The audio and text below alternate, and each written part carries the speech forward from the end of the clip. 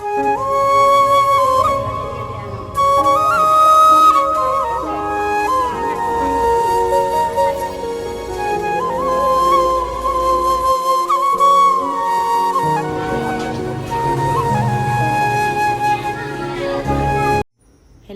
Everyone ඔයාලව මගේ YouTube channel එකට සාදරයෙන් පිළිගන්නවා.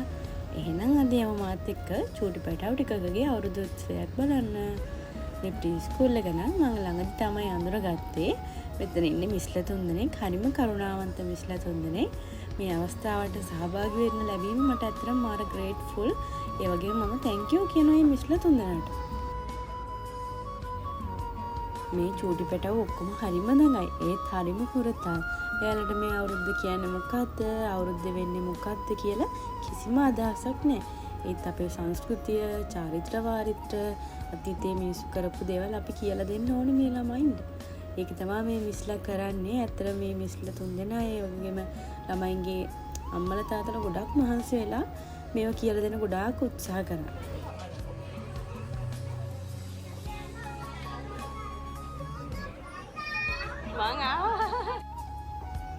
මෙතන දැන් මේ මිස් කියලා දෙන්න යන්නේ කිරි උතුරන වෙලාවට අපි ලිතෙන් නැකත් වෙලාව බලලා ඒක කරන විදිහ තමයි කියලා දෙන්නේ. අවුරුද්දේ මොනවාද මල් පිපෙන්නේ, ඒ වගේ ගොඩක් දේවල් දැන් කියා දෙන ගමන් තමයි ඉන්නේ මේ මිස්. අවුරුද්දේ පිපෙන විශේෂ මලක්. අපි අහලා තියෙනවා එරබදු මල් පිපෙනවා කියලා නේද? හරි. ඔන්න එරබදු මල් පිපෙන කාලේ කොහාවිලා අඬන කාලේ නේද? සිංහල අලුත් සිංහල දෙමළ ඉස්සර කාලේ ආච්චිලා සීලාගේ ගෙවල් වල මෙන්න මේ වගේ ලිතක් තියෙනවා. මේ තියෙන ලිත. මේකේ තමයි නැකත් සීට්ටුව තියෙන්නේ. ඇයි මේක කරන්නේ? මේකට කියන්නේ ලිත කියලා. ඔන්න දැන් ඉන්දරේ නම ඔන්න දැන් චුට්ටක් පස්සට දෙන්න. දරුවන්ගේ අම්මලා, ටීචර්ලා ඔක්කොම එකතු වෙලා අවුරුද්දේ අසිරිය, අවුරුදු සෙල්ලම්, ඒ වගේම මේකේ චාරිත්‍ර වාරිත්‍ර මොනවද සිදු කරන්නේ, ඒ ඔක්කොම කියලා දුන්නා. ඇත්තටම මට මාරම සතුටුයි මේ වගේ එක්ස්පීරියන්ස් එකක් ගත්ත එක. ඒ වගේම ළමයින්ටත් ගොඩක් දැනුම ලැබුණා. ඊට පස්සේ අපි කට්ටියම එකතු වෙලා කිරි උතුරන්න පටන් ගත්තා. කිරි උතුරන විදිහ බලලා ඊට පස්සේ තමයි අපි ආහාර අනුභවයට ගියේ. ලිස්සන ගහ කොට්ටපොරයි කනාමුට්ටි බිඳීම ආයි සංගීත පුඩු තරඟ වගේ ගොඩක් තිබ්බ මේ අවුරුදු උත්සවේ. ඒ වගේම කිරිතුරුවා අපි වැඩිහිටියන්ට බුලත් දීලා වැඳීම කරා, ළමයිත් එක්ක හිස තෙල් ගෑම කරා, ආහාර අනුභවයේ නැකතට ඒ වගේ නිවැරදිව තමයි මේ ටික ඔක්කොම සිද්ධ කරේ. ඊට වගේම අවුරුදු කැවිලිත් ගොඩක් තිබ්බා. ඇම වර්ග, බීම වර්ග ගොඩක්ම තිබ්බා. ඒ ළමයින්ගේ අම්මලා තාත්තලා ටීචර්ලා ඔක්කොම එකතු වෙලා තමයි මේ ඔක්කොම ලස්සනට ලෑස්ති කරලා තිබ්බේ. ළමයින්ට අමුතුම එක්ස්පීරියන්ස් එකක්. ගෙදර කරනවට වැඩිය කට්ටියත් එක්ක ඒ දේ කරනකොට ළමයින්ටත් අමුතු අත්දැකීමක් වෙනවා. ඒ වගේම දෙමව්පියන්ටත් ගොඩක් සතුටින් ඉන්න පුළුවන්. ටීචර්ලටත් ලොකු මෙමරිස් එකක් එකතු වෙනවා. කලින්ම කෑම මේසෙ ලෑස්ති කරලා තිබ්බේ ළමයි කිරි උතුරන එක බලලා ඇවිල්ලා කෑම කන්න ඊළඟට තියෙන්නේ. ඒ හින්දා මේසෙ ඔක්කොම ලස්සනට හදලා තිබ්බ එක එක කැවිලි වර්ග තියලා සමහරු වෙලාවට කලින් කෑවා, සමහරු කෑවෙම නැහැ, සමහරු අම්මලා ගාවටම වෙලා ඉන්නවා. ඒත් ඉතින් සමහර ළමයින හොඳට කනවලු මිරිස් දාගෙන හොඳට කෑව ළමයිනුත් ඉන්නවා. එක එක ළමයි ගොඩාක් ඉන්නවා මෙතන. සමහරු හොඳටම කෑවා, සමහරු කන්නෙම නැහැ. ගොඩාක් ලොකු එක්ස්පීරියන්ස් එකක්. මමත් ළමයින්ට කෑම බෙදුවා. ඇත්තටම මටත් මාරම සතුටක් තියෙන්නේ. මම මේ එක්ස්පීරියන්ස් එක ගත්තේ ප්‍රථම වතාවට ටීචර් කෙනෙක් විදිහට.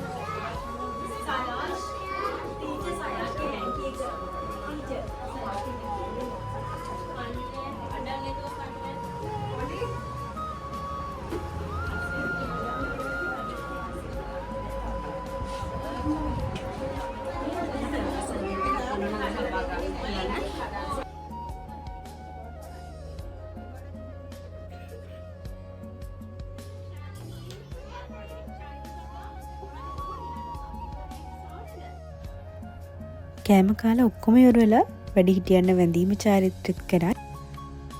ඊට පස්සේ ගනුදෙනුව චාරිත්‍රාත් කරා. බුලත් කොලයක අපි කාසියක් දුන්න හැම ළමෙක්ටම ගනුදෙනුව චාරිත්‍රාත් හරියටම කරා. ඉස්කෝලේ ලොකු ක්ලාස් එකේ ඉන්න අක්කයි අයියා කෙනෙක්ටයි තමයි බේබි ක්ලාස් එකේ ළමයි බුලත් දීලා වන්දේ. ඒක අපි සංකේතාත්මකව දෙන්නෙක් වගේ තමයි වැන්නේ. හැමෝම වඳින්න ගියොත් ඔතන තින් චොටි ජරමරයක් වෙනවා.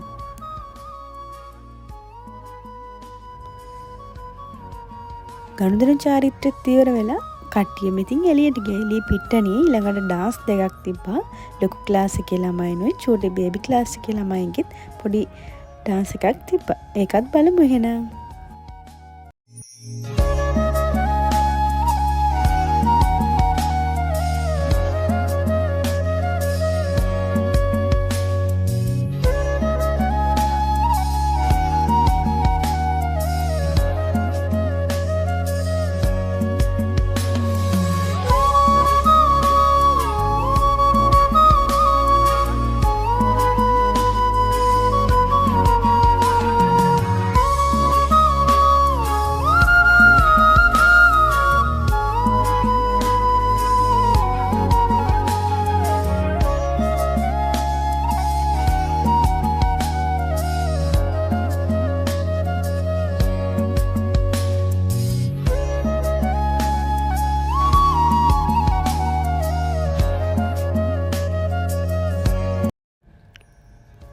සමහර ළමයි නම් ලස්සනටම සමහර ළමයි නම් තමන්ගේ ලෝකවල ඉන්නේ.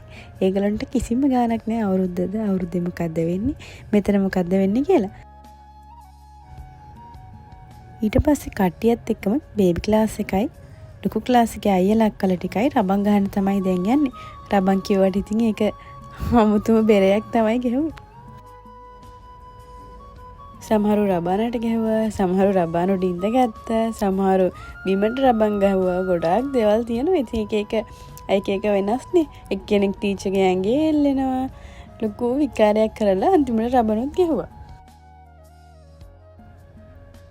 ඊට පස්සේ කට්ටිය එක්කම ගියා අපි ඔන්චිලි වාරම් කරන්න. ඔන්චිලි කවි කිව්වා. ඔන්චිලි ඔක්කොමලා පැද්දා.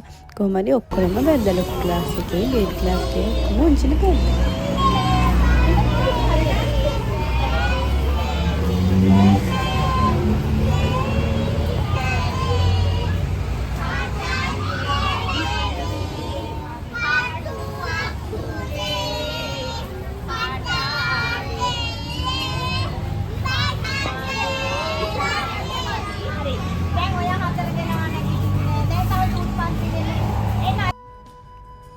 ඊට පස්සේ චන්ඩි අයියලයි අක්කලා ටිකයි ලිසන ගහනගෙන තමයි යන්නේ.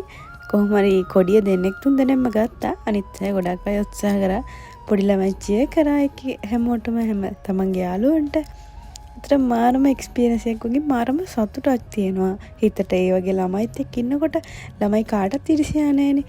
ළමයි හැමෝම දිනන්නේ තමන්ගේම උත්සාහයෙන්.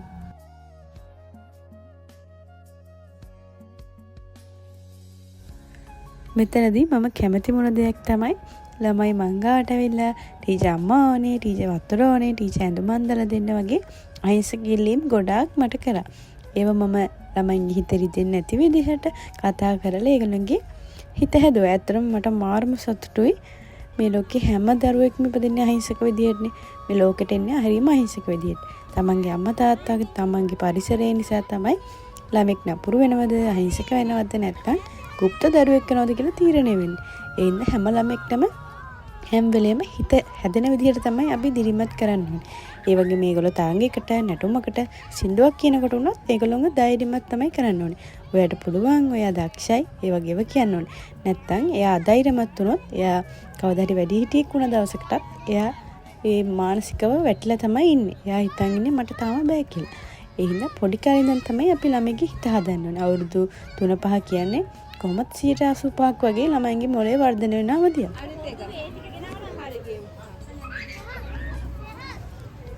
මම අසනීප තත්ත්වෙන් හිටියත් මම ගියේ මේ සෙල්ලම් ටික අනිවාර්යයෙන්ම බලන්න ඕනේ හින්දා. චූටි ළමයින්ගේ පොඩි දඟ වැඩ, හොඳ වැඩ ඔක්කොම බලන්න. ඊට පස්සේ මට ටීචර් කොහොම හරි කන්න කියලා මම චුට්ටක් බඩගින හිටියේ.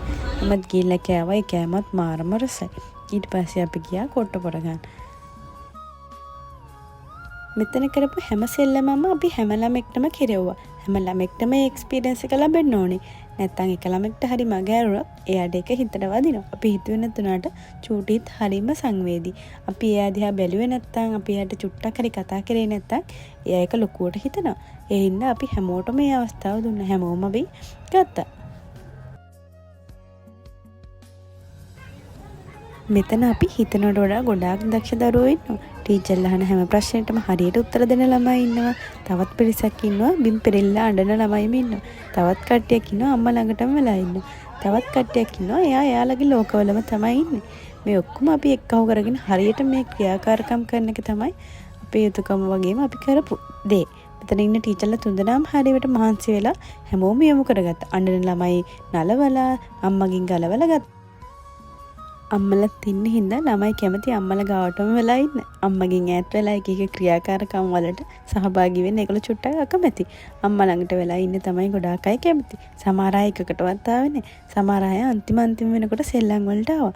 මොකද ගිෆ්ට් ලැබෙනවනේ හැමෝටම ගිෆ්ට් දුන්නා. එක්කෙනෙක්ටවත් මග අරින්න නැතුව හැමෝටම ගිෆ්ට් දුන්නා මේ ප්‍රී ස්කූල් එකේ. ඒකත් ගොඩක් වටිනවා. සංගීත පුඩු තරගෙට නම් ඔක්කොම වගේ සතුටින් සහභාගී වුණා. ඊට පස්සේ අපි ගියේ හැන්දමද දෙහිගෙඩිය තබාගෙන යන තරඟේ. ඒකෙත් මුලින්ම අපි ලොකු ක්ලාස් එකේ ළමයි තමයි සහභාගී කරගත්තේ. ඊට පස්සේ බේබි ක්ලාස් එක ඒ වගේ ක්ලාස් දෙකේම කට්ටිය සහභාගී කරගත්තා. ඒගොල්ලොත් ගොඩක් එන්ජොයි කරා. ගොඩක් කට්ටිය එකතු වුණා ඒකට. ටිකක් පිරිස දෙන එකතු වුණා. ඊට පස්සේ අපි ක්ලාස් රූම් ඇතුළට ගිහලා කට්ටියට ගිෆ්ට් දෙන්න තමයි හදන්නේ. ඊට කලින් ඔයාලට පේනවත් දන්නේ සීයා කෙනෙකුයි ආච්චි කෙනෙකුයි වාඩිලා ඉන්න. ඒ දෙන තමයි අපේ සීයා ආච්චි. එයා දැන් කට්ටියගෙම හිස්තෙල් ගාලා කොටම තෑගි දෙන්න තමයි හදන්නේ. බබාලගේ ඔළුවේ. ඔන්න ඉස්සෙල්ලාම එනවා අපේ ඔලි පුතා.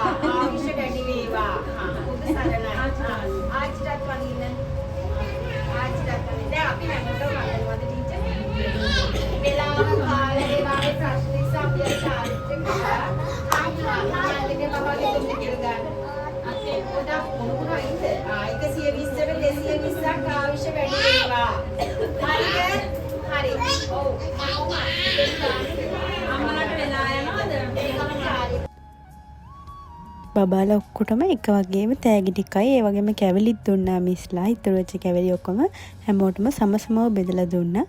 ඒ ටික දුන්නකන් ඔක්කොමලා බලාගෙන ඉන්නේ. තෑගි වල තමන්ගේ නම ලියලා එක එක්කෙනාට තෑගි ටික හම්බුණා. ඒක තමයි ගොඩාක්ම සතුටුම මොමන්ට් එක වෙන්නේ ළමයින්. තෑගි ටික දීලා ළමයි ඔක්කොටම නිවාඩු දුන්නා. ඒ වගේම යාලට ස්කූල් වැඩ ටික දුන්නා නිවාඩු කාලේ කරන්න. ඒ ටික තමයි මේ වෙලාවේ ඔක්කොම වෙන්නේ. ඊට පස්සේ ඉතින් මාත් සුපුරුදු පරිදි මගේ වැඩට යන්න ඕනේ. එහෙනම් ළමයි අදට වීඩියෝ එක එච්චරයි. එහෙනම් ගිහලා එන්න. ඔයගොල්ලෝ සතුටින් පරිස්සමින් ඉන්න. ඒ වගේම ඔයා මේ වීඩියෝ එකට ආස වුණා නම් ලයික් එකක් දාලා කමෙන්ට් එකකුත් අනිවාර්යෙන්ම දාන්න. මම ඒවත් බලාගෙන ඉන්නවා කමෙන්ට් එකක් වුණත් කියවන්න. එහෙනම් ගිහලා එන්න. බයි.